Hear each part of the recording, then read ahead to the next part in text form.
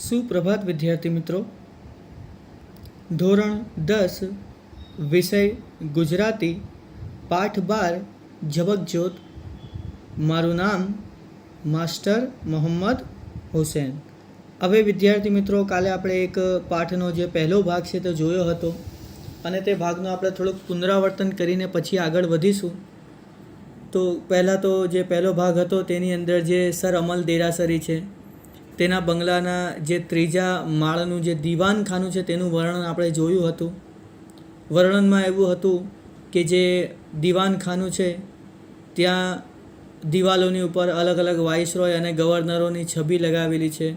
અલગ અલગ દિશામાં આમે સામે બારણાઓ છે. એક જગ્યા પર અગાસી છે અને ઘરની અંદરની વાત કરીએ આપણે તો જમીનની ઉપર કાશ્મીરી ગાલીચો છે. વચ્ચે એક ટેબલ છે. ખૂણાઓની અંદર જે ગ્રીક પૂતળાઓ છે તેને ઘોડી ઉપર સજાવીને મૂક્યા છે. વચ્ચે જે ટેબલ છે તેની ઉપર જે ગુલદાન છે એટલે કે ફ્લાવર પોટ, તેની અંદર જાસૂદ અને ગલગોટાના તમને જે ત્યાં દેખાય છે ને આપણે ચિત્ર દ્વારા સમજ્યું હતું કે જાસૂદ અને ગલગોટાના ફૂલ કેવા દેખાય છે, તો તે આપણે સમજ્યું હતું. પછી એક બીજી વસ્તુ છે કે ત્યાં એક મહારાણી વિક્ટોરિયાનો એકદમ ઉપર ફોટો લગાવેલો છે, જે તૈલ ચિત્ર છે, ઓઇલ પેઇન્ટિંગ છે, અને તેની જ નીચે સર અમલ દેરાસરીને જે નાઇટહુડનો ઇલકાબ ખત એટલે કે એવોર્ડ મળ્યો હતો તે પણ ત્યાં આપણને દેખાય છે. અને એ જ ઝરૂખો છે ત્યાં જ જે દીપક છે તે તાવથી ધગધગી રહ્યો છે. તેની ઉંમર 8 વર્ષની છે. તેની માતા પણ ત્યાં હાજર છે. તેની બહેન પણ ત્યાં હાજર છે. સર અમલ દેરાસરી છે. ડૉક્ટરો પણ ત્યાં જ હાજર છે. ઉપરી અધિકારી જે છે નંદરાય તે પણ ત્યાં હાજર છે અને બીજા ઘણા બધા નોકરો પણ ત્યાં દેખાય છે. તો હવે આપણે આ પાઠથી થોડુંક આગળ વધીએ.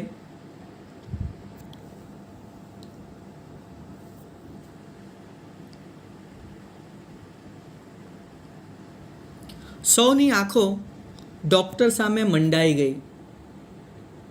આપણે આના પહેલાંના ભાગમાં જોયું કે જે મેના છે તેને ડૉક્ટર કહે છે કે મેના બહેન, જે થર્મોમીટર લગાવેલું છે બગલમાં તે નીકાળીને મને આપો. તો મેના બહેન જે છે, મેના બહેન એટલે કે જે દીપક છે તેની માતાજી, તે થર્મોમીટર નીકાળે છે અને ડૉક્ટરને આપે છે.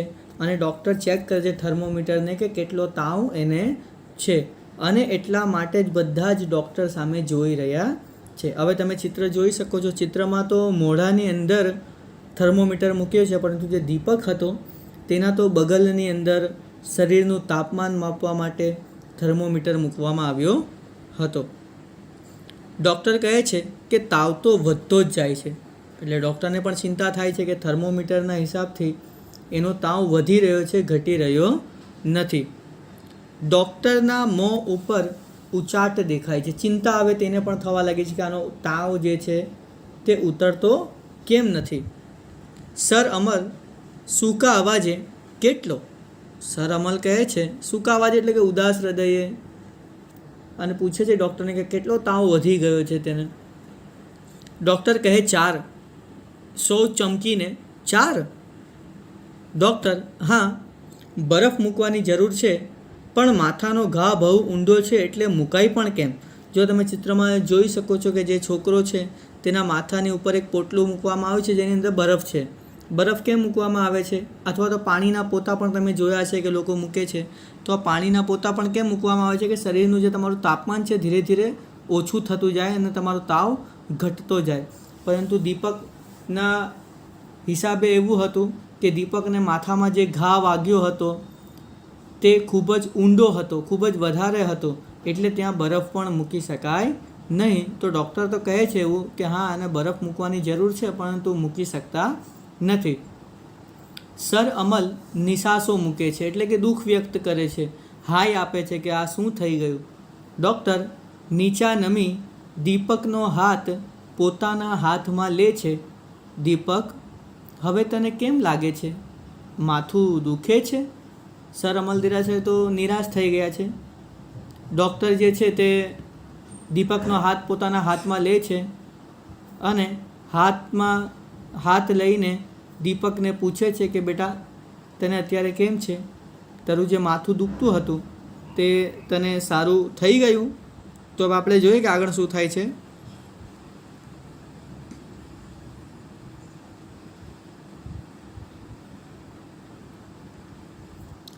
મેના દીપકના કાન સુધી નમી.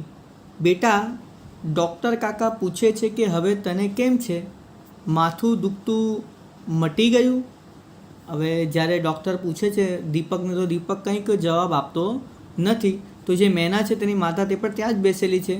તો તે દીપકના કાન સુધી જાય છે, નમીને એટલે કે ઝૂકીને, અને કહે છે કે બેટા, જે ડૉક્ટર છે, ડૉક્ટર કાકા છે, તે પૂછે છે કે હવે તને કેવું છે, તારી તબિયત કેવી છે, માથું દુખતું મટી ગયું? મટી જવું એટલે કે સારું થઈ જવું. દીપક ધીરે ધીરે આંખો ખોલે છે. બા, માથું તો ખૂબ દુખે છે, પણ મને ઠીક છે. ફરી આંખો મીચી દે છે. શ્રણવાર ફરી ઉઘાડે છે.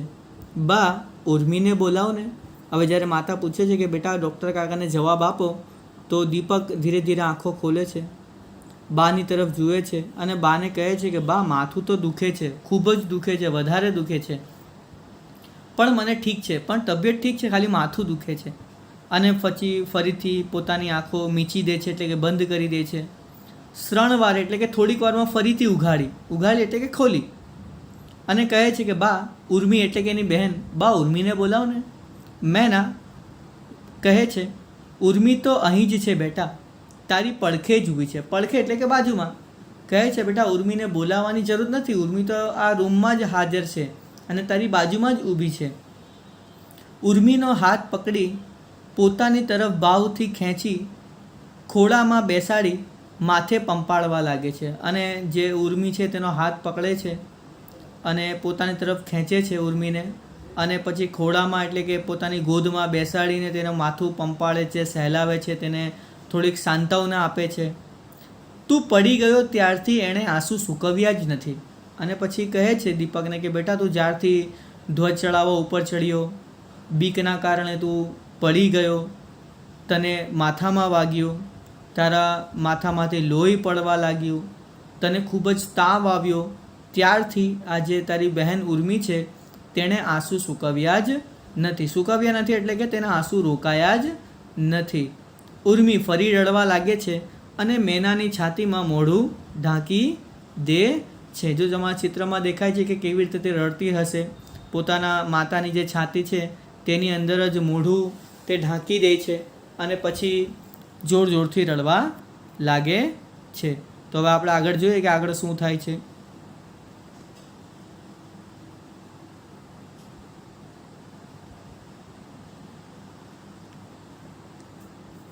દીપક, ઉર્મી, રોવાનું નહીં હં. રાષ્ટ્રધ્વજ ચઢાવવા હું અગાસીએ ચડ્યો. બાપુ દેખી જશે એ બીકે ઉતાવળ કરવા ગયો અને પડી ગયો. એમાં તારો વાંક નથી. કહે છે કે એમાં તારો કોઈ વાંક નથી, તારી કોઈ ભૂલ નથી. બોલે તારે રોવાનું નહીં. હું તો રાષ્ટ્રધ્વજ ચડાવવા અગાસી પર ગયો હતો, રાષ્ટ્રધ્વજ ચઢાવતો હતો. મને એમ કે બાપુ દેખી જશે, તો એ બીકે હું ઉતાવળ કરવા ગયો. હવે કેમ આને બીક લાગે છે? કારણ કે તેના પિતાજી તો અંગ્રેજ સેના માટે, અંગ્રેજ સરકાર માટે કામ કરે છે અને છોકરો ભારત દેશનો ધ્વજ લગાવે છે. તો એને એમ કે બાપુ મને મારશે, અને એ બીકે તે ઉતાવળ કરવા જાય છે, તેનો પગ લપસી જાય છે અને તે નીચે પડે છે અને તેના માથામાં વાગે છે. એટલે કહે છે આમાં તારી ક્યાંય પણ ભૂલ, તારો વાંક નથી, બધો જ મારો વાંક છે. ત્યારે સર અમલ કહે છે, રાષ્ટ્રધ્વજને વિસરી ઘડી જંપી જા દીપક. કહે છે કે રાષ્ટ્રધ્વજને થોડી વાર ભૂલી જા દીપક. અત્યારે બધું કંઈક યાદ કરવાની જરૂરત નથી, બસ માત્ર તો અત્યારે આરામ કર. નંદરાય, રાષ્ટ્રધ્વજે તો મોકાણ માંડી છે. પહેલાં તો આપણે એક શબ્દ સમજી લઈએ, મોકાણ. મોકાણને આપણે પીડા પણ કહી શકીએ અને આફત પણ કહી શકીએ. તો કહે છે કે આ રાષ્ટ્રધ્વજે તો આફત લાવી દીધી છે. હજારોના માથા ફૂટ્યા હોય તોય લોકોનો ચળસ ખૂટતો નથી. જો તમે ચિત્રમાં જોઈ શકો છો કે જ્યારે અંગ્રેજ લોકો હતા ભારતમાં ત્યારે કેવી રીતે અત્યાચાર થતો હતો.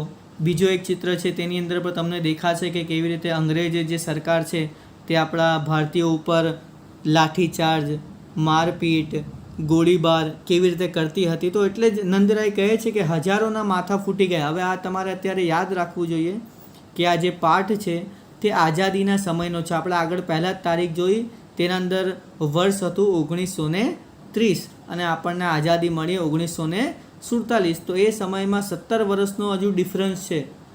તો હજુ આપણે આઝાદી માટે લડી રહ્યા છીએ એવું વિચારીને આ પાઠ તમારે સમજવાનો છે. એને એટલે જ નંદરાય કહે છે કે હજારો લોકોના માથા ફૂટી ગયા.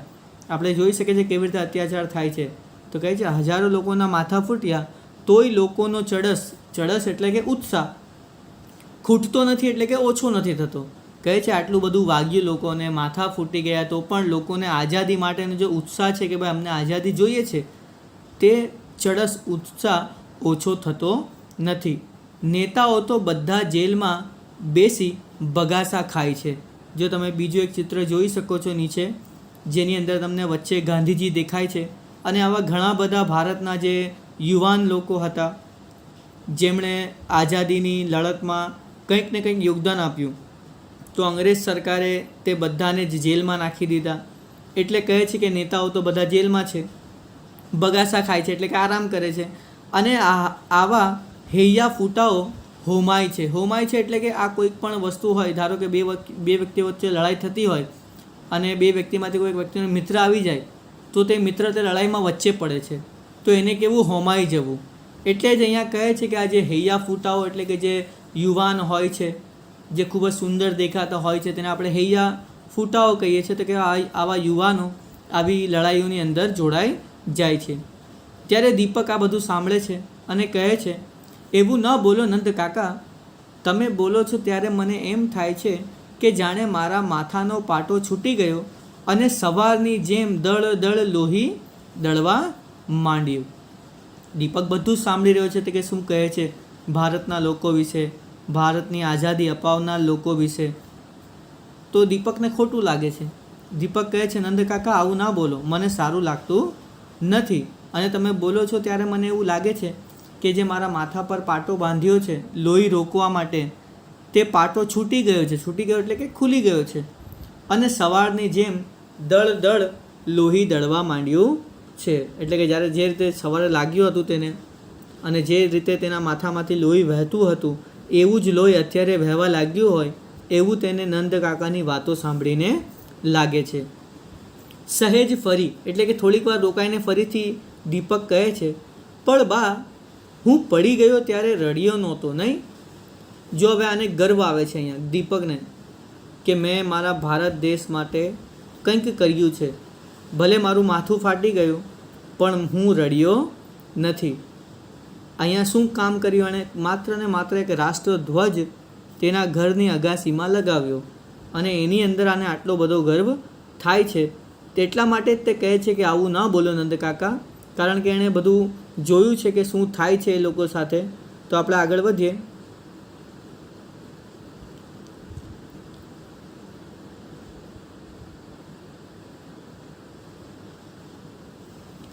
મારાથી રડાય જ કેમ? હું તો રાષ્ટ્રધ્વજ ચડાવતા પડ્યો. કહે છે અહીંયા કે હું કેમ રડું? હું તો મારા દેશનો જે રાષ્ટ્રધ્વજ છે તે ચઢાવવા ગયો અને પડી ગયો. એટલે મારા દેશ માટે મેં કંઈક કર્યું, તો પછી મને રડવું આવે નહીં. સર અમલ ફરીથી ગુસ્સો થઈ જાય છે અને કહે છે કે દીપક, હવે રાષ્ટ્રધ્વજની વાત છોડે છે કે નહીં? તે પાપ કર્યું અને પ્રભુએ તને તેની સજા કરી. તું કેમ કંઈ સમજતો નથી? જે સર અમલ દેરાસર છે તે ગુસ્સે થઈ જાય છે અને કહે છે કે દીપક હવે થોડી વાર સૂઈ જા, શાંતિ રાખ. જે સર અમલ દેરાસર છે તે કહે છે કે તું એ પાપ કર્યું. પાપ કયું કર્યું? જે રાષ્ટ્રધ્વજ છે તે ચડાવવાનું. તેવું સર અમલ દેરાસરને લાગે છે કે આ પાપ છે અને કહે છે કે ભગવાને તને પણ તેની સજા આપી દીધી, એટલે તું અત્યારે શાંત રહે, તું કંઈ સમજે નહીં. ત્યારે દીપક કહે છે કે પપ્પા, બાપુ, રાષ્ટ્રધ્વજને હું કેમ ભૂલું બાપુ? આંખો બંધ કરું છું ત્યારે જાણે આખું આકાશ સફેદ, લીલા અને કેસરી પટ્ટામાં વહેંચાઈ જાય છે અને અંદર તારલાઓનો રેંટિયો પૂરાય છે. આંખો ઉઘાડું છું તોય દિવાલે દિવાલે એ જ 3 રંગો દેખાય છે. જો હવે આપણે એક રાષ્ટ્રધ્વજ જોઈએ, તમને દેખાશે કે 3 રંગો છે અને વચ્ચે રેંટીઓ છે. આ ગાંધીજી ચલાવતા હતા તે છે. તો જે દીપક છે તે કહે છે કે પપ્પા, બાપુ, હું રાષ્ટ્રધ્વજને કેમ ભૂલું? જો હું આંખો બંધ કરું છું તો આ જે આકાશ દેખાય છે મને ઉપર, તે આકાશ 3 રંગોમાં દેખાય છે મને, જેમાં સફેદ, લીલો અને કેસરી રંગ જે આપણા રાષ્ટ્રધ્વજમાં છે. અને અંદર રેંટીઓ, જો અત્યારનો તમે રાષ્ટ્રધ્વજ જોવો તો તમને અશોક ચક્ર દેખાશે. પરંતુ તમે એકવાર ગૂગલ પર જઈને સર્ચ કરજો કે ભારતના કયા કયા અલગ અલગ જે રાષ્ટ્રધ્વજ છે તે કેવા દેખાય છે, તો તમને દેખાશે ઘણા બધા એવા આપણા રાષ્ટ્રધ્વજ હતા પહેલાંના સમયમાં. અને આ જે રાષ્ટ્રધ્વજ છે તે 1930નો જ છે. તો એમાં રેંટિયાનું નિશાન હતું, વચ્ચે ચિહ્ન હતું. તો કહે છે કે જે તારલાઓ છે તે રેંટીઓ પૂરે છે, એટલે કે રેંટીઓ બનાવે છે. અને આંખો ઉઘાડું તોય મને દિવાલે એ જ 3 રંગો દેખાય છે. સર અમલ કડકાઈથી દીપક હવે ચૂપ થઈ જાય છે કે નહીં. આપણે આગળ વધીએ મિત્રો.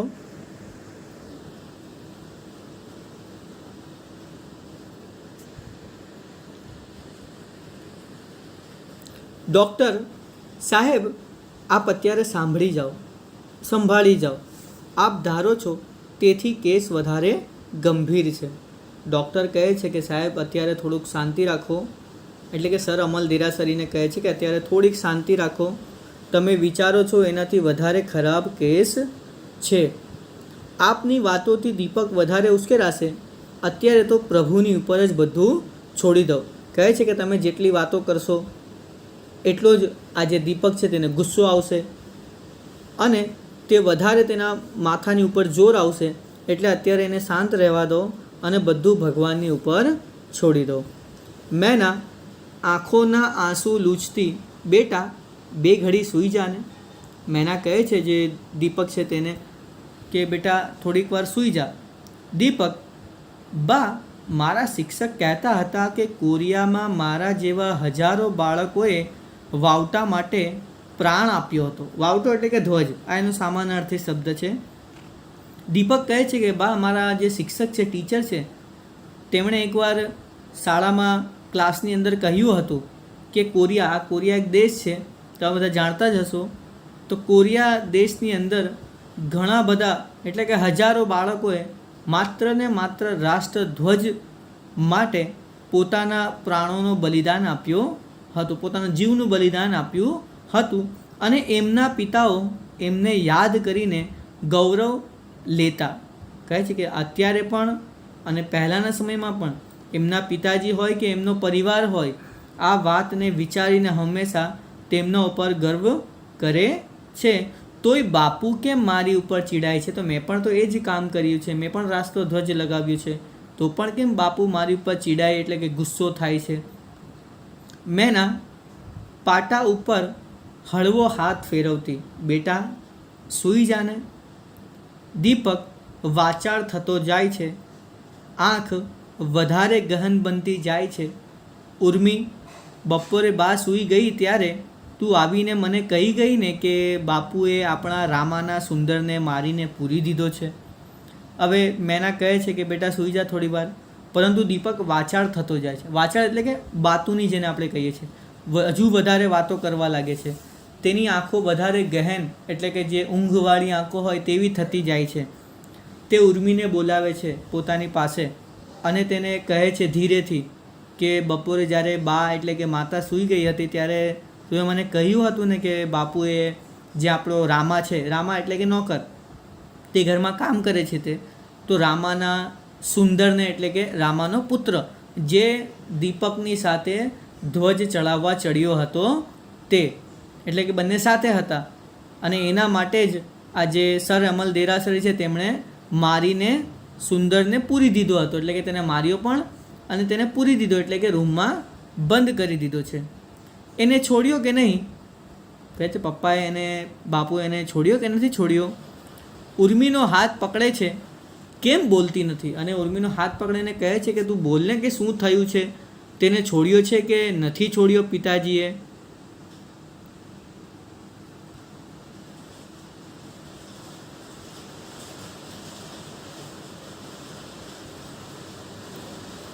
તો વિદ્યાર્થી મિત્રો આપણે આગળ જોઈએ કે ઉર્મી ધીમે સાદે બીકથી બાપુએ હજી એને છોડ્યો નથી.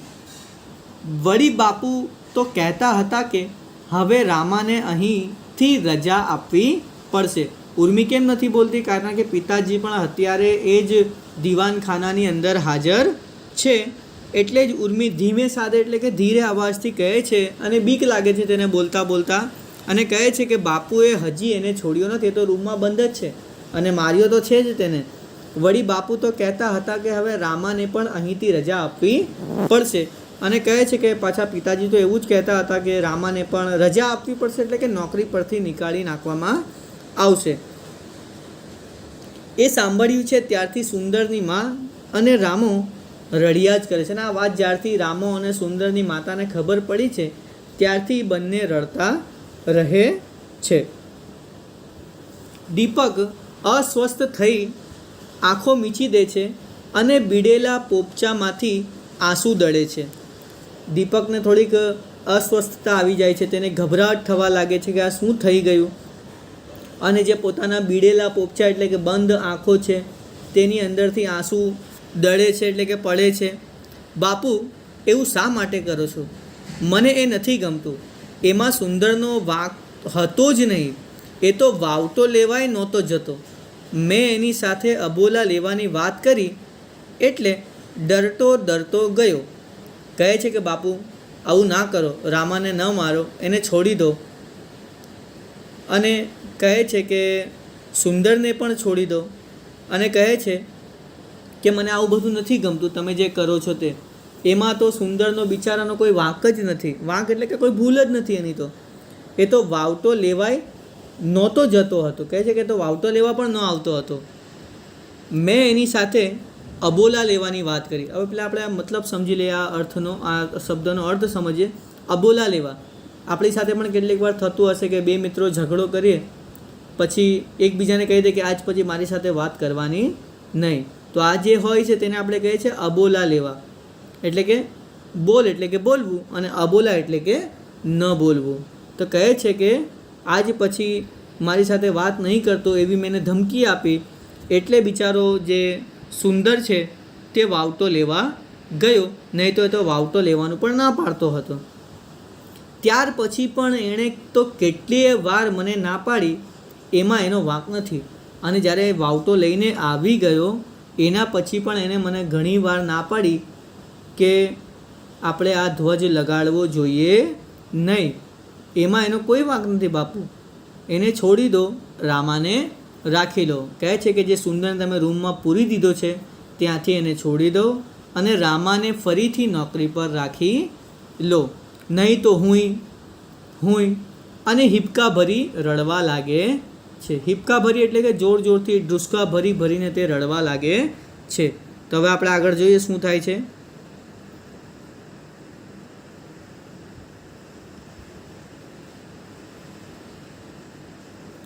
સર અમલ ગળાગળ થઈ દીપકના ઓશિકા પાસે જાય છે અને માથે હાથ મૂકે છે. બેટા, તું કહીશ એમ કરીશ, પણ હમણાં તું સૂઈ જા દીપક. ગળાગળ થઈ એટલે કે સર અમલ દેરાસરીને પણ રડવું આવી ગયું છે. તે પણ દીપકના ઓશિકા તરફ જાય છે અને દીપકના ઓશિકા પાસે જઈને તેના માથે હાથ મૂકે છે અને હાથ મૂકીને કહે છે કે બેટા, તું અત્યારે સૂઈ જા. તને માથામાં વાગ્યું છે, તને તાવ આવ્યો છે, તું જે કહીશ ને તે કરીશ. તું કહેશે કે રામાને રાખી લો તો એને રાખી લઈશ. તું કહેશે કે સુંદરને છોડી દો તો હું છોડી પણ દઈશ. બસ ખાલી એક કામ કરે કે અત્યારે તું સૂઈ જા. દીપક, બાપુ તમે તો મારી પાસે જ બેસો ને. અને તુંય ઉર્મી. અને બા, તને ઊંઘ આવે તોય ઉઠતી નહીં. હં, આજે તમે સૌ મારી પાસે જ રહો, પાસે જ. હં. અને પછી દીપક બાપુને કહે છે કે બાપુ આજે તો તમે મારી પાસે જ રહો. ઉર્મીને તેની બહેનને પણ કહે છે કે આજે તારે અહીંયા જ રહેવાનું છે. અને બાને પણ કહે છે કે બા, જો તને ઊંઘ આવી જાય ને તો પણ અહીંયાથી ઉઠવાનું નથી. બસ તારે અહીં સૂઈ રહેવાનું છે, મારી પાસે જ બેસી રહેવાનું છે, અહીંયાથી કંઈ જવાનું નથી. મેના કહે છે કે અમે સૌ અહીં જ છીએ બેટા, તું નિરાંતે સૂઈ જા. કહે છે કે તું સૂઈ જા, તું ચિંતા નહીં કર, અમે બધા અહીંયા જ છે. દીપક, બા મને ઊંઘ આવતી નથી, જરા મટકું મારું છું ત્યાં સ્વપ્ન આવે છે કે બાપુ વાવટો ઉતારી લેવા આવ્યા અને ઝબકીને જાગું છું ને પછી બાપુને અહીં જ બાળી શાંત થઈ જાઉં છું. માતા કહે છે કે સૂઈ જા બેટા, અમે બધા અહીંયા જ છે. તો દીપક કહે છે કે બા શું કરું, મને ઊંઘ જ આવતી નથી. કેમ ઊંઘ નથી આવતી? તો એનું કારણ છે કે જરાય મટકું મારું છું, એટલે કે થોડીક વાર માટે પણ આંખ બંધ કરું છું તો મને એક સ્વપ્ન એટલે કે સપનું આવે છે કે બાપુ એટલે કે જે સર અમલ દેરાસરી છે તે બાપુ અત્યારે જ વાવટો ઉતારી લેવા આવ્યા અને ઝબકીને જાગી જાઉં છું. જે વાવટો અગાસીમાં દીપકે લગાવ્યો હતો તે જ વાવટો તેના બાપુ અત્યારે ઉતારવા ગયા છે તેવું દીપકને સપનામાં દેખાય છે અને તે તરત જ ઝબકીને એટલે કે ચોંકીને જાગી જાય છે અને પછી જેમ જ જાગે છે આંખો ખોલે છે અને તેના પિતાને તે જ દીવાનખાનામાં ત્યાં ઊભો જુએ છે તો તે શાંત થઈ જાય છે. ચલો બાપુ અહીંયા જ છે ને એટલે રાષ્ટ્રધ્વજ કે જે ધ્વજ છે તે ત્યાં જ હશે. ઉર્મી, જા તો જોઈ આવને, વાવટો બરાબર છે ને? પછી તે પોતાની બહેનને કહે છે ઉર્મીને કે ઉર્મી જા અને જઈને એકવાર જોઈને આવને કે જે ધ્વજ આપણે લગાવ્યો છે તે બરાબર છે કે નહીં.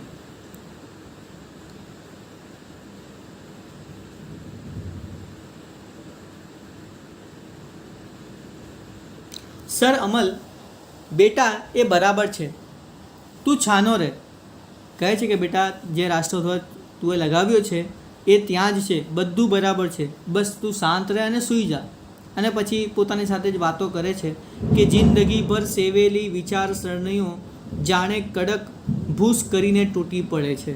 વિચારસરણી એટલે કે વિચારો, જિંદગી ભર એટલે કે લાઈફ ટાઈમ, સેવેલી એટલે કે જોયેલી. એમના પણ ઘણા બધા વિચારો હશે પોતાના દીકરાને લઈને કે મારા દીકરાને મોટો થઈને આ જોઈશ, આ કરીશ, આ એને બનાવીશ.